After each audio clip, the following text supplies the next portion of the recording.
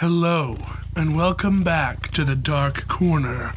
My name is Cheese Film, and today's movie is Planet of the Apes. Planet of the Apes is a 1968 American science fiction film directed by Franklin J. Schaffner, from screenplay by Michael Wilson and Rod Serling.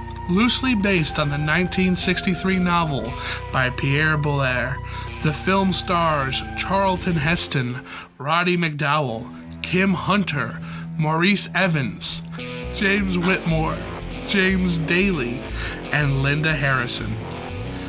In the film, the astronaut crew crash lands on a strange planet in a distant future. Although the planet appears desolate at first, the surviving crew members stumble upon a society in which apes have evolved into creatures with human-like intelligence and speech. The apes have assumed the role of the dominant species, and humans are mute creatures wearing animal skins.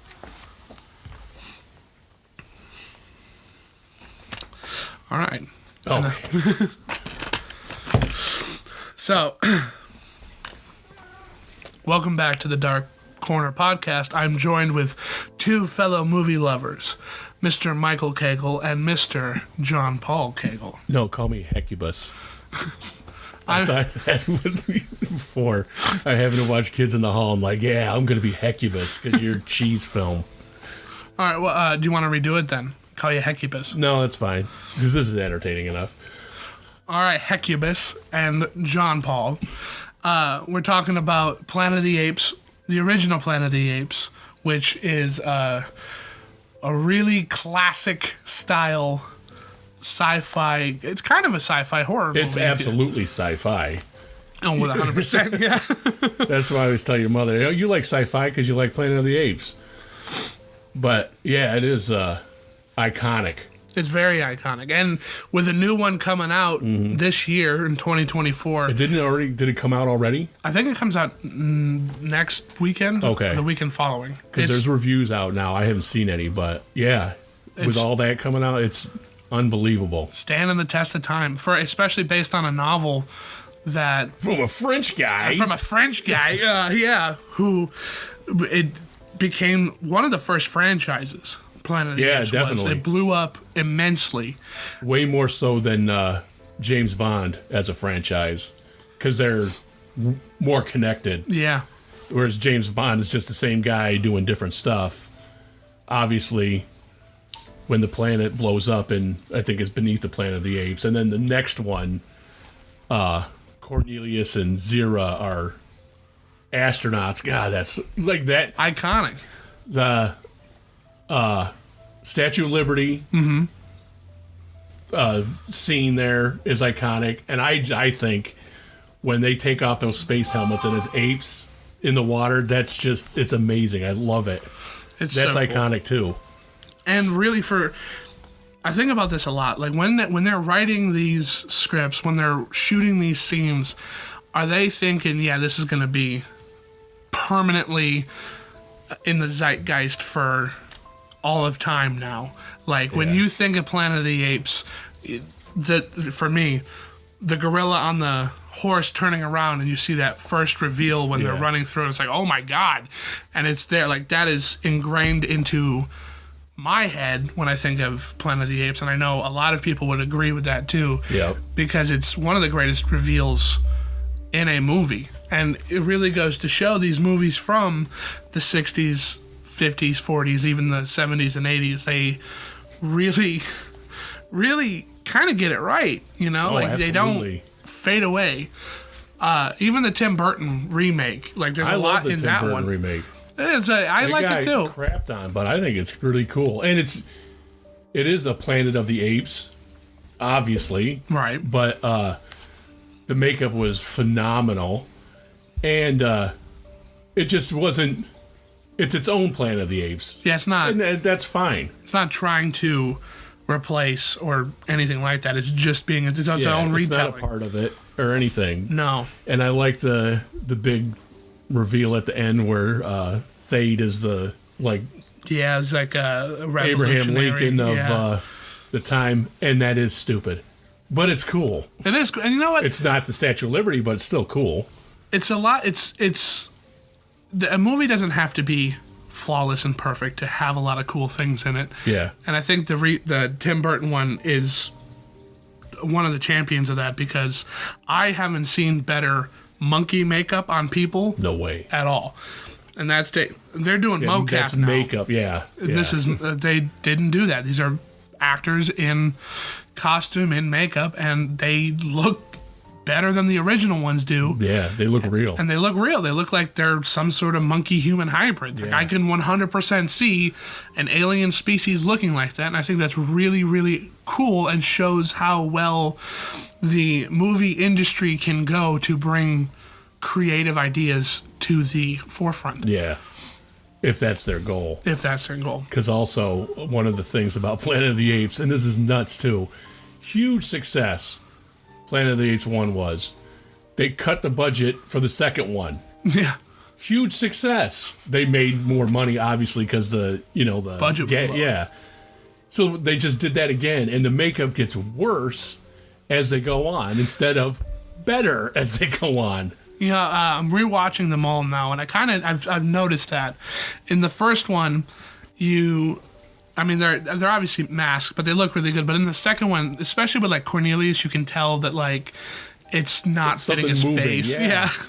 And it's and that one gorilla too, and the Hoyt Axton one later on, you can really see it moving like a mask. And it's still good because they have a good performance underneath it, but why'd you do that? Why did you do that? Especially if it's such a big hit. Yeah. Well, the reason probably was that Charlton Heston wanted more money, and that's great too in the second one. They just kind of replaced him. Yeah, you look like Charlton Heston. Yeah, and he's in it too. He's in it a lot. Well, Charlton, he shows up a little bit in the beginning-ish, and then a lot in the end. Right. Of two. But it's cool, going back to Tim Burton's thing, is that he obviously loved these movies because that gorilla in the second one is the inspiration for how the gorillas look in his movie. And they were not in the original Planet of the Apes movie. Uh-huh. And you don't get that a lot. Like he obviously loved these movies enough to bring stuff in from all of them, right? Not just try to remake the original one, because there isn't really a way to remake that. No. It's so popular. It's such a big. You can't remake that. Right. There's no touching it. What they're doing now, it's kind of a remake, but it's totally different. Yeah. That's what you got to do. You have to do it that way. It's a good idea, a whole Planet of the Apes thing. Mm-hmm. And let me tell you two things. And but you can't. Remaking the first one was a bad idea because the technology is different. We know different things. One, it's a good idea. These things are so cool. This Planet of the Apes stuff, because scientists have said that chimpanzees and apes are the equivalent of Stone Age human beings. Yeah. And they just recently, I think it's in a zoo, but it might be on a safari. This orangutan was using medicine to heal a wound on itself. Oh my God. Yeah, so it's coming. And it's both cool and crazy that we get to watch evolution happen societally. So we get to watch these apes evolve into more civilized creatures. They're hunting with spears. They say that like if orangutan kills you, he'd rip you apart to study what you look like underneath. Man. Chimpanzee will do it just because you looked at him wrong. And a gorilla will do it only into self-defense. Not because, they were just monkeys and we want to kill you. They're pretty far advanced species of apes. Yeah. And they're close descendants of humanity. It's you can watch the parallels. But back to the movie. This movie utilizes a lot of what would then become like whip pans and zooms. Yep. You see that a lot. They have a lot, like referencing the gorilla on the on the horse again, like it whips and zooms in fast. Yeah. You see that a lot of westerns, in like western movies, you'll see a lot of that, but this one brought it into the mainstream of like pop culture and science fiction, stuff like that. They use it a lot here, and I think this is one of those big turning stones in filmmaking where you would see a lot of diverse camera movement in the because a lot of this is shot outside. This wasn't shot on sets. They went out into like the Midwest to get a lot of the deserty shots because it all looks alien out there anyway. There's a Not to the people that live there. But you can dress it up and make it look like a whole different world. Yeah. And it's impressive that a movie from this era was able to do something like this and make Earth look like a whole different planet. Yep. Ironically, which turned out to just be Earth again. And like having the main character not speak for a huge chunk of the movie. Yeah. That's good too. It's completely mute him. It's new. And it obviously you mentioned earlier, did they think it was going to be like this? No. Did they think because it took everybody by surprise how well it did, and then how well they made it too. I think it took them all by surprise. I'm sure they tried to do their best. Of course, they weren't phoning it in, but I didn't think like Nirvana didn't know they were going to be Nirvana. Right. They were just making a record. They're just hoping for it. The best they could do. And you've got like Charlton Heston was, if not the biggest, one of the biggest Hollywood stars back in the day too. Like he did Ben-Hur and the Ten Commandments. So to have, he's really the biggest name a part of this. Yeah, because everybody else became a star after. After this, yeah. He was your golden boy. I hope we get people in seats because he's in it. Yeah. And it just turned out to be way more than that even was. I think Charlton Heston, it lends a lot of credit to... Because afterwards he's in like Soylent Green with another sci-fi movie, and The Omega Man, another sci-fi movie that... if there was a lesser actor, it wouldn't have been as... I wouldn't probably be mentioning it. Well, I would, but other people wouldn't know what I was talking about. Right. So with this one, I usually go through the plot. I don't think I want to go through the plot so much on this one, just in case people haven't seen a whole lot of it. Or you have seen a whole lot of it because this is one of the more popular movies. The other couple movies I've been talking about have been pretty obscure. Pretty obscure. Unless you're old and older than me. Grew up with a lot of those. Or you have that niche kind of taste.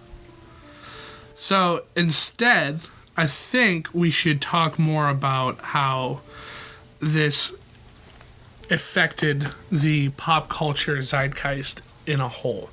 I think that's a very interesting thing because, like we mentioned earlier, like this became a franchise, and at the time, the franchises weren't really a thing yet. Right. Star Wars hasn't come out yet. We haven't had a lot of big name movies that would go on to create sequels and toys and right. It was all games. A fluke, like 2001 and this. They're not gonna. Well, they did have Planet of the Apes toys and stuff. A lot of because it became a TV show and a cartoon. Yeah. And there used to be toys like that. I didn't have any of them, but they're pretty cool. We were at an antique show and they had a toy of Zeus there. Oh, yeah, I met Zeus once. Oh yeah. You might have it here. You did used to have it. An autographed picture of her that it was at the mall or something, and we went to go see. It was probably for the TV show or the last movie or something, but yeah. Oh, that's cool. It was awesome. That's really cool. I don't think I've ever met any one of them. But they also... they did a lot of marketing with this too. Like they did the Uncle Sam pointing poster. Yeah, that's all that stuff when they replace it with apes is cool. Yeah. And plus, in 1976 was the bicentennial. Mm-hmm. So having ape stuff along with that, it's just cool. And it just sparked so much. It's revolutionary, and you see it referenced everywhere. Yeah, you see it everywhere. Anytime you see like a destroyed Statue of Liberty, like Spaceballs, what's the line? Get your filthy paws off me. I've seen that pop up all over the place. Yeah. Anytime you see like a planet full of a different species of animal, that's all called back to this. It's a true cornerstone of classic sci-fi in general and of filmmaking. Yeah. And what a clever idea. I can't believe nobody ever thought of it before that Pierre did in the book. But that's a great idea. It really is. It really is. Filming on this began May 21st of 1967 and wrapped on August 10th of the same year. So this was shot in a couple of months. Yeah. That's pretty impressive because it was all shot out in the Grand Canyon, Colorado River, Lake Powell, Glen Canyon, and other locations near Page, Arizona. So they were really, you were filming in 100-degree weather in that heavy makeup. Yeah, that's got to be fun. And those masks. And it's another thing. Like you don't see that a lot. So like in these movies, like those actors are sweating. They're sweating under those. But they're not moving like they're about to pass out, even though you kind of know they would be. Yeah. But they're really solid actors. They get the shot. That's what they were. A lot of them were trained to do was get the take. Right. When they call cut, then you take your breath. The remnants of the Statue of Liberty were shot in a secluded cove on the far eastern end of Westward Beach between Zuma Beach and Point Doom in Malibu. So that was actually filmed down in Florida. No, in California. Well, the Malibu, Florida. No, it's Malibu, California. I don't know where anything is. But that makes sense because that's probably one of the last things they shot, too. Yeah, probably. A lot of this, obviously they don't shoot movies in order, but that particularly was probably their last thing to shoot because they'd have to build that set. That might be, that and The Village probably are the only sets in this movie. Yeah. Because they don't, it's all jungle. It's all like that. Jungle and desert. And you can't really fake that, especially with the amount of wide, they don't try to fake it. They got a whole bunch of wide shots in this. And that helicopter shot or plane shot, whatever, of the spaceship crashed in the water sticking up. Yeah.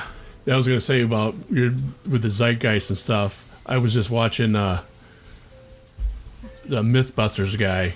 He has a YouTube channel, and he's got like, I think he has that prop or a miniature of it, or he made it or something of that actual thing. He's got a whole ton of stuff, and he's got a lot of Planet of the Apes stuff. Planet of the Apes. I have a buddy I work with who loves this movie too, and we talked about it. That the spaceship miniature they sold as like toys. You can get their spaceship and stuff like that. And he was big into miniatures. He was big into stuff like that. So he still has his original one. And that's awesome. Yeah, it's really cool. Critically, Planet of the Apes was met with critical acclaim. So second it comes out, it was regarded as a classic. It was rated one of the best films of 1968 and applauded for its imagination, commentary on a possible world turned upside down. Pauline Kael called it one of the most entertaining science fiction fantasies ever to come out of Hollywood. That's true. That still holds up. We got Forbidden Planet before that, 2001, but that's kind of brainy. Right. And what else? Plan 9 from Outer Space. Really? That's entertaining just because it's bad. But yeah, what else was there, really? And Invasion of the Body Snatchers was pretty good. Invasion of the Body Snatchers was pretty good. And The Thing from Another World, but none of them are like this. They're all... Or what's that one? The Day the Earth Stood Still. Yeah. Or Aliens Coming Here, not the other way around.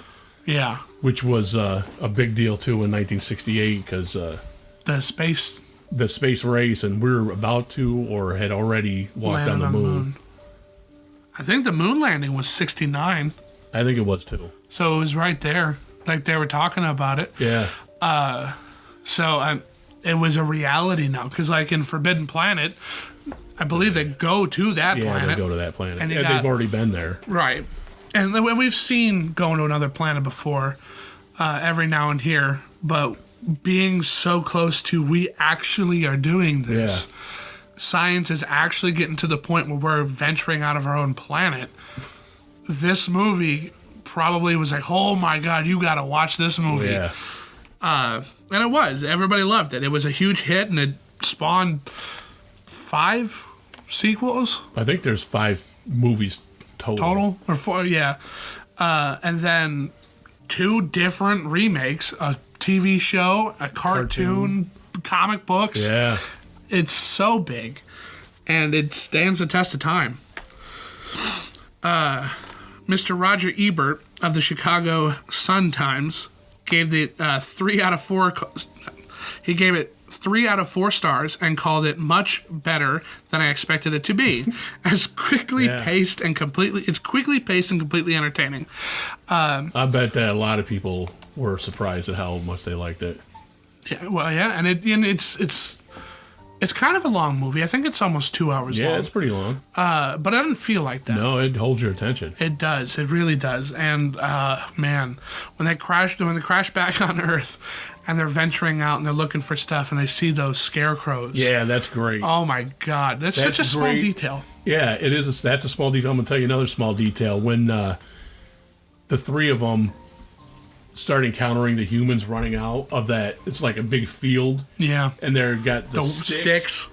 Man, that really sticks with me. I love that part. It's a great build because, like, you see those, and they don't come back. You see those scarecrows, and that's it. That's it. And it's like, okay, so they're on some weird planet, and then they keep coming. Then humans are here, like, oh, and their sticks are coming in, and they're whacking down that grass. And we did stuff like that. That's how you hunt things. We've seen that. It's familiar to us. So seeing that, we're like, okay, we're getting it. Something's hunting these people. They're actively being.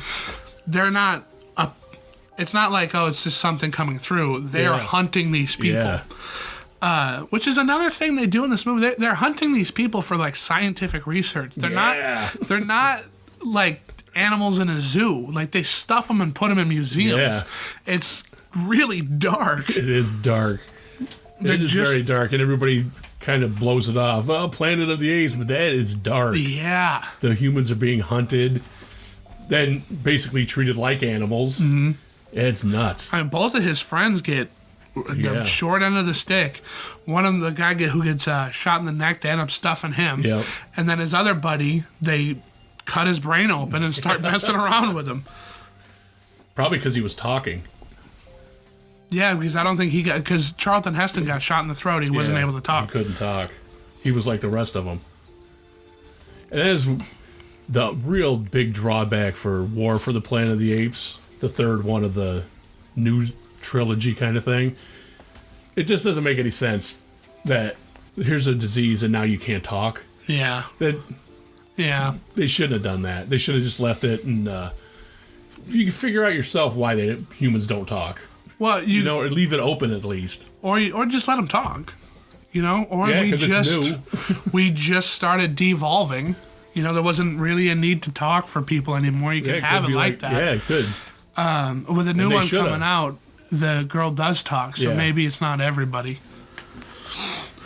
But yeah, that wasn't a good idea for that. That was kind of a cheap way out. Yeah. Quick and cheap. But overall, those movies are really good too. Yeah, they're instead of just remaking it, it's being remade. Yeah. So we are seeing how the planet became a Planet of the Apes. Right. And they use the window motif that Caesar. I think that's so cool. That's very cool. And at least in the first 2, they reference astronauts who get lost in space. Mm-hmm. So meaning people that from the original movie. I think that's really cool. That's a cool detail. Again, little details. They do a lot of world building in the little detail. What do you think, John? You've been very quiet this episode. Think the CGI one's better.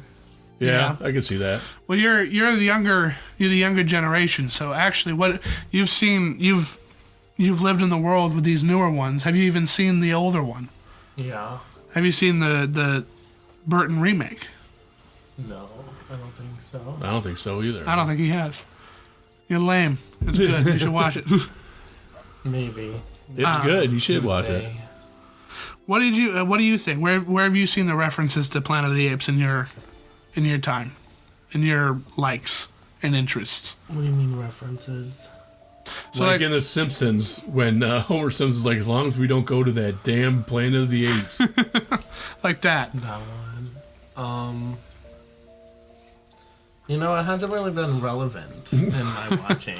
Well, they reference it in Rick and Morty too, like when they go to the planet that like it's all dogs. Yeah. They've got that. They do stuff like that. It's really everywhere.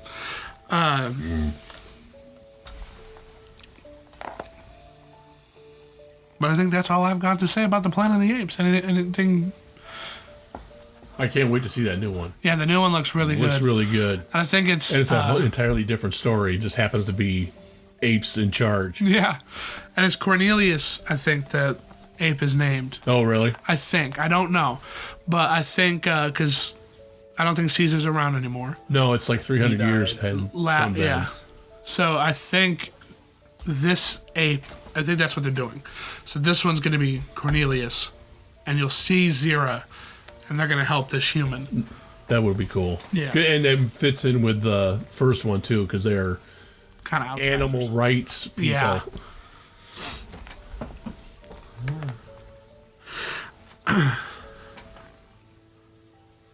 Let me go to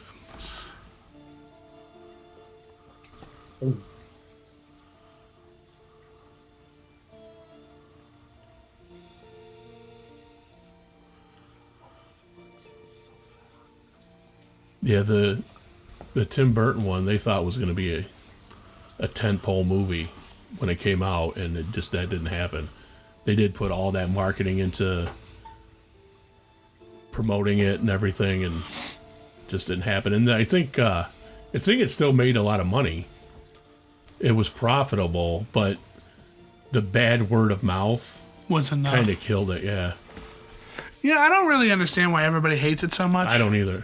I mean, it's darker, like darkly lit. That's pretty well, yeah. And personally, I really like how they evolved it to where like the apes keep people as pets, and they're not just servants. Yeah, like they did in the subsequent ones when they first, the more modern times, with the future of the '60s and early '70s. I think it's actually the past now. But the revolt, the Caesar of those Planet of the Apes movies, the dogs and cats went extinct for some bizarre reason. Oh. I think there was a disease or something. So people started keeping chimpanzees mostly as pets and training them to be slaves, basically. Yeah. And then they revolt, and that's the Caesar of that one. And I forgot where I was going with that, but that it's then the Tim Burton one kind of uses that. The whole, like you were saying earlier, the whole series got represented in that movie. That was a great idea. And they do that line too. Instead of the filthy ape, it's a filthy human. I think that's really cool. And Mark Wahlberg isn't bad either. I don't have a problem with Mark Wahlberg as an actor. I think he's pretty good. Yeah. And everything I see him in, he's good. And I really like the beginning of that movie where you see him and the scientist on the space station working with the chimp, and like they've got a whole relationship, and where it would come back at the end. And their symbol is the ship. Yeah. That mothership of the humans. Yeah. And we kind of expect it being humans, but the apes that are portraying it, when their mind is blown by this de-evolved, basically, chimpanzee that's flying this weird thing and being subservient to the human, Their whole world got turned upside down. It was cool.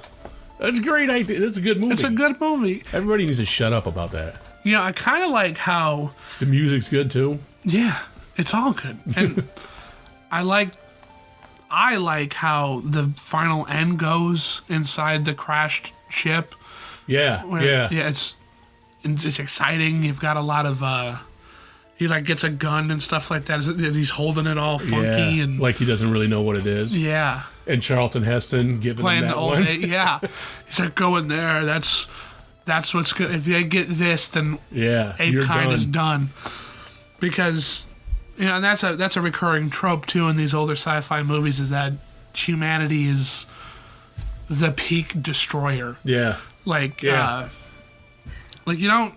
watch all this other stuff like Star Wars and Star Trek, and like, oh, we're the Klingon, we're the Borg, we're this, we're that, we're stormtroopers. But like, human beings are so natural at devastating that it's really kind of cool to see a whole world where humanity is the thing you want to keep it away from. Yeah. We want to hide all this stuff from them because I know that's a bomb. And if they get their hands on this, they're just going to make more. We're not making more, but they will. Yeah. It's in their nature. It's in their... it's so good. But I just realized, too, the Doomsday Bomb from, I think, is Beneath the Planet of the Apes. You know what I'm talking about? Yeah, the nuke. You can only use it once, and it destroys it. It's very destructive. It ends up blowing up the planet. But they have a devastating weapon in Tim Burton's Planet of the Apes that they can only use once. And it's very devastating. Man, that's clever. It's so clever good stuff, man. And like, good. If you don't like it, you don't like it. But you got to give credit when credit's due. Yeah, like, especially to the he did makeup. put in a lot of love. Yeah. And the makeup's great. And the computer effects aren't bad either. Especially for I being... don't remember any computer effects. Of that time. Well, when he's... Which is I good. know, yeah, which is good. But I know that when they put the ape chimp in the spaceship and they send him out, that's all digital. It looks good, too. Yeah. I mean, this is post the prequels and Pirates of the Caribbean, you know? So, like, they had revolutionary filmmaking CGI at their disposal, and I think they used it well. And it's not the original, and if you stop trying to compare it to the original, then you can have a great time, right? Because the movie's great. Paul Giamatti as a weird, gross, perverted-looking orangutan. Paul Giamatti and Tim Roth do not look anything like themselves. No, they don't. Hello, Bonham Carter kind of does. Yeah, and Roddy McDowell kind of does too in his makeup, but those guys, forget about it. They just look like an orangutan and a chimpanzee.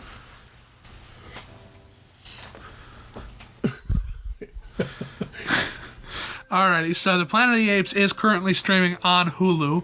I personally own the Blu-ray box set of the 5 Planet of the Apes films. It's got the really nice silhouette of the ape on the cover, and it comes with all of them. If you can find it, I would give it a watch. If you can stream it on Hulu, I would definitely suggest it.